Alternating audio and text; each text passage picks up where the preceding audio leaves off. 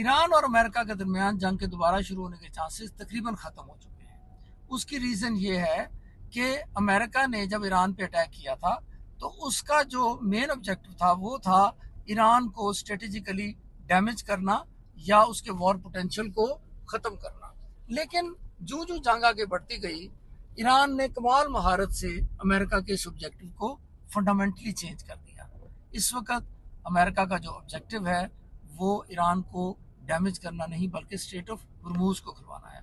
और इस बारे में जो अब तक सबसे सीरियस एफर्ट की गई वो ये थी कि बहरीन ने यूनाइटेड नेशन में रेजोल्यूशन पेश की जिसमें उन्होंने इसमें इस बात की इजाज़त लेने की कोशिश की कि कोई इंडिविजुअल कंट्री या ग्रुप ऑफ कंट्रीज मिल के ईरान को फोर्स कर सकें कि स्ट्रेट ऑफ हॉर्मूज को वो खोले।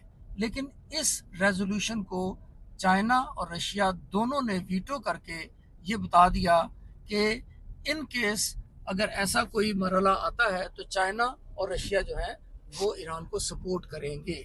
इसका मतलब है कि अब उनकी मर्जी के बगैर या कंसेंट के बगैर स्ट्रेट ऑफ हॉर्मूज को नहीं खोला जा सकेगा।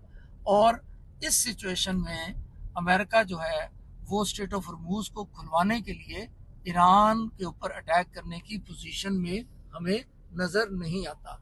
उसकी बहुत बड़ी वजह यह है कि ईरान की इस जंग में अमेरिका का जो वॉर पोटेंशियल है वो काफ़ी हद तक जो है वो नेगेटिवली इम्पैक्ट हो चुका उस पर या उसमें कमी वाक़या हो चुकी।